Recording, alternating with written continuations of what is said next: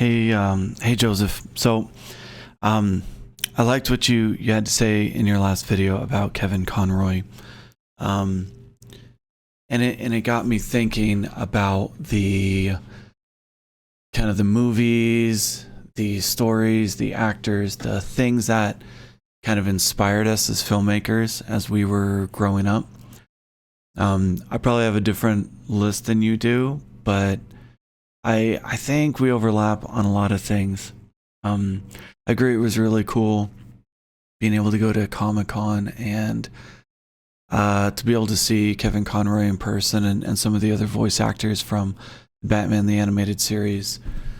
And that was definitely one of the shows that growing up I loved watching. I think, let's see if this works. There we go. Yeah, I loved Batman the Animated Series. I loved watching X-Men. I think those were kind of my first really introductions to comic stories. I read a little bit of X-Men growing up, but I didn't read a lot of comics. And so like this is how I was introduced to comic book stories, was Batman the Animated Series and X-Men. And I think a lot of my interest and styles have kind of come from those things that I just watched growing up, like these. And you talked a lot about like when you read Batman, you hear Kevin Conroy's voice. And it's been so long since I've watched the animated series that I don't know that I still have that voice in my head, but it was really cool to be able to see him in person and a lot of the other people that we've been able to go see at Comic-Con, and it'd be nice to get back out there again. I agree, that'd be fantastic. I'm excited for what Disney's going to do because they're revamping the 97 X-Men series, so that's going to be cool when that comes out. So I spent some time thinking about some of the movies that kind of inspired and I think have affected me and how they are affecting our movies going forward. So I made a presentation. So here we go.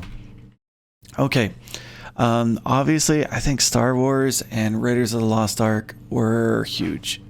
For me, and I think probably you growing up. I remember watching them on VHS. I mean, obviously we were born in '84, so these movies, they had already come out. But that's what I remember watching growing up on VHS. We'd watch the Star Wars movies. We'd watch Raiders and Temple of Doom and Last Crusade. And I mean, there was other stories in there too, but definitely this is what was going on in my household growing up. We were watching these stories, and I think even today, it still affects us, and we're still thinking of stories this way. So I guess we can blame George Lucas for some of what we do.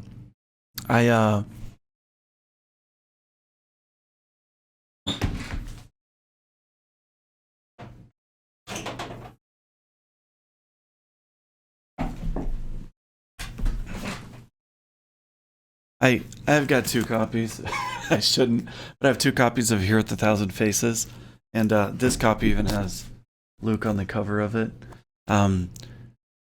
But Joseph Campbell, the mythologist, he wrote this book up, and then George Lucas specifically went and met with him and consulted with him when making Star Wars, because he wanted to follow the monomyth when he was doing Star Wars. So I mean it's still affecting what we do today. So much of what we do today, I'm sure. All right. And then I started thinking, what are the other things? When we started making movies, when we were in high school, this is kind of the era of The Matrix and John Woo with his just over the top action style.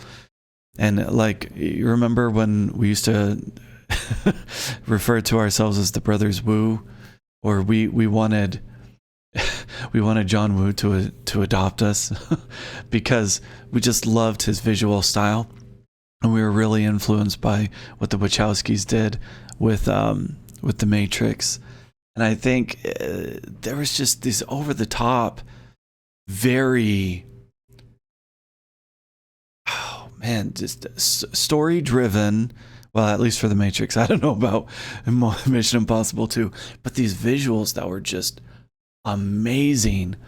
And so we tried to duplicate it in our movies. We'd run around the college campus shooting stuff, and we'd be doing our slow motion bullet time shots, and we'd slowly animate little animated bullets going around us. Or we did our short film Gambit, where we run around and we tried to color grade it. I didn't know it was called color grading at the time, but we tried to color grade it to make it look like these reds and these blues like we saw on Mission Impossible 2. And so that's when we started duplicating what we saw. We did some Indiana Jones stuff growing up. We did a number of different things, but also one of the really big things that influenced me was film noir. I love the old detective movies. And then eventually I went out and I wrote my play Ace of Hearts. So when it was time for us to make our first narrative feature film, we'd already shot the doc at this point. But when it was time to make our first narrative feature film, like we looked at the kind of the stories that we'd come up with, and maybe there was a longer version, and we settled on Ace of Hearts because it was one that was already the right length, and we'd already kind of figured out a lot of things. And so I think if we tried to find something counter, I mean, when I wrote Ace of Hearts, it was kind of based off of an article from the Arizona Republic that took the stereotypes of Blood Simple, the Coen Brothers film, Blood Simple, and it's like, these are the stereotypes, these 6 stereotypes in film noir, and I'm like, it'd be really cool to take these stereotypes and try and make them realistic. And so I basically created the story for Ace of Hearts. You have all the stereotypes, and then you take our main character and you stick him in the middle of it, and you try to, I don't know, polish it until it has maybe the vibe and the feel of a film noir, but it's really just a story of a guy growing up. And so we made Ace of Hearts, but it's kind of like it's our Double Indemnity. It's this guy who makes some bad choices because of a girl and things like that. Right now we're shooting Henchmen, and we've tried to take a lot of inspiration from Wes Anderson and how we're framing our shots. Obviously, it's not going to look exactly the same. I'll play with the grade a little bit to see what we come up with, to see if there's, I don't know, I can flatten and, I don't know, pastelize it a little bit. But definitely we're taking a lot of inspiration from things like Royal Tenenbaums and things like that, I think. Which is kind of fun. Obviously that's a huge departure from film noir movies, from even the film noir Coen Brothers. Though I guess you could see if you were to take Ace of Hearts as like a kind of a neo noir detective movie, and then you took the Royal Tenenbaums, what you get in the middle is probably a Coen Brothers movie. I don't know. But this is, I think, something that we're getting inspiration from right now. And as I look forward for what we plan on shooting next summer for Fallout, I think the closest comparison is Signs. And maybe it's a little bit telling that a lot of these movies are from the same era, the late 90s and the early aughts. Fallout's going to be our single location faith-based movie that's got some thriller horror elements to it, and that sounds a little bit like Signs. I hadn't thought about it until I was trying to put this together, but visually we might want to take some cues from Shyamalan. I love the long slow camera movement, the long takes, the awkward tenseness. That might be something we want to take some inspiration from. But this is me just thinking, it's like, okay, if we start thinking about how people like Kevin Conroy affected us, and the other movies and stories that affected us, how is that showing up in what we're doing now? So what do you think, Joseph?